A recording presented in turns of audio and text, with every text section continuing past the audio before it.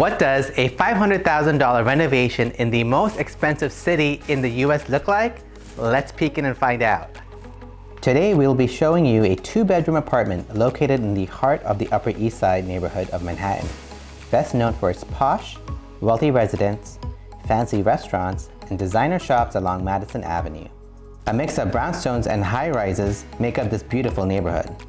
The property is located on East 72nd Street, approximately 1 avenue from the East River on one end, and on the other, a few blocks away, is Central Park, New York City's largest green space. This residence is located in a co-op built in the 1930s. The original owner owned it for decades, and this apartment did not turn over till 2011. So we're talking about almost 90 years that this apartment had not seen any upgrades done to it. Let's call them Jack and Jill, relocated from California. They were business people who ran a successful travel agency to the stars. Part of their job was to travel the world, and it was during these travels to exotic locales that they picked up all sorts of fancy wares. Jill was also a writer and had a large book collection. Jack did whatever Jill wanted. Making her happy was his #1 goal. They needed a space, a sort of white canvas to display their art, books, and memories they collected over time. They needed a quiet space for Jill to work on her writing, away from the hustle and bustle of New York City, but also a place that they could transform and entertain their large family and friends. What they created was nothing short of magnificent. Let's see how they did.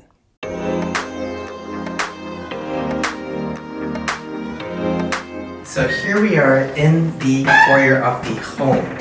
You're immediately brought into this beautiful gallery space. There's actually 2 different accented colors throughout in the space. You have this long hallway.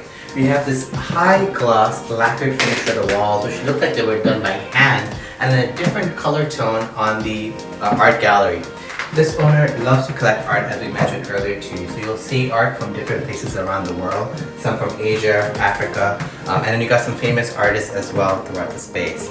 The only original parts of this apartment, believe it or not, are the floors. These are the original floors from the 1930s. They were able to refinish them and stain them as well. So this living room is equally as large. They had this challenge of how do they fit all of their art, all of their books into a cohesive space that they could also enjoy and entertain in. As you walk through the space, you'll notice that they have this large, oversized dining table. This is a banquet table and was actually put above the elevator when they were trying to bring it in because it was too big to fit inside the elevator. The same thing goes with the banquet behind you. They had to cut that in half to get it into the elevator. As you walk through the space, you'll see the Venetian plaster throughout the entire living room. They even did some decorative molding on top in the ceiling to accentuate the light and flow of the space.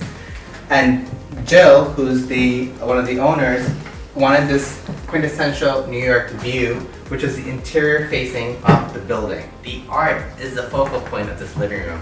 Here you'll see a beautiful red woman statue. I was told from Key West and it weighs over 200 pounds. I would not try to carry that. And as we head over to the rest of the space, they rebuilt this fireplace. This is a wood-burning fireplace. It does work. In New York City, these are not allowed anymore, but this is grandfathered in. They rebuilt this with a beautiful marble facade. And then to the right of me is this false wall. There's a surprise behind this, but we'll talk about that later. Let's talk about this bookshelf behind me. As I told you, Jill was an avid reader. She is a writer, and her books are really important. She can name every single book that's on here, tell you the story about the books. She even labeled each book so you know where in the collection it belongs. So next, let's head over to the study. So the study, back in the day, this could have been used as a den or a dining room. That's how these used to be built, these old co-ops. However, this was converted to Jill's study. So as you can see, a continuation of all of her books continues on here. They are also labeled in this room as well. And then behind me is her seating area. Now she faces the back of the building, but she likes it because she's a writer. She wants it to be quiet. She doesn't want any distractions, and so this space really works for her. They built in this desk, custom, and all around here. This sofa is actually quite smart, so you can come and enjoy that, but it actually opens up into a bed as well. So this was a smartly functional room that worked for Jill. There's also an ensuite bathroom.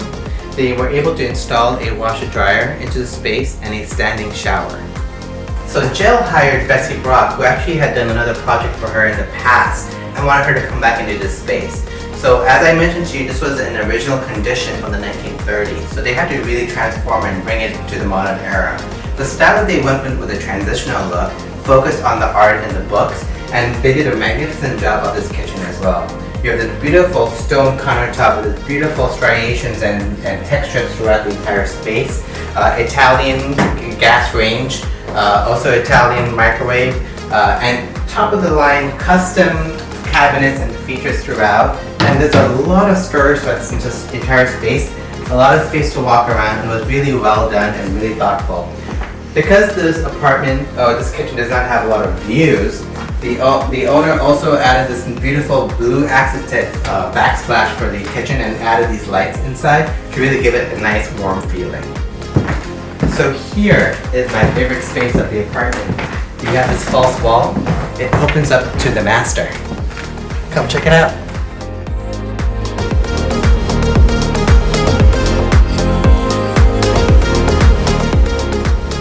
So this room was fully rebuilt. What that means is they took it down to the studs and rebuilt it again. You have the original wood floor below, but they added this carpeting on top. You have this beautiful textured wallpaper. And every closet in the apartment, not just here, but everywhere throughout, has a cedar-lined cabinetry, which helps to reduce mildew and mold, which is really quite remarkable. And actually, I haven't seen apartments that do it in every single closet in the apartment as well. On the other side of this bedroom, you have this ensuite bathroom. Now, this was Jill's bathroom. Okay, let me be clear.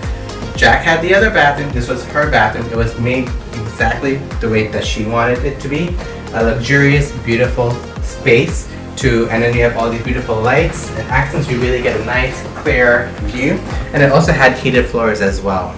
Since Jack and Jill had so much stuff when they downsized from California to New York, they needed as much storage space as possible. So really cleverly, they even did all these built-ins throughout the window surround. So they were able to add more closet space, and they have electric shade thread as well, and they rebuilt this HVAC cover as well. So there you have it. Was Jack and Jill's renovation worth it? I think so. This was a magnificent home. But I want to know from you, do you think this is worth it? Would you buy this home? I hope to see you next time when we peek into another home.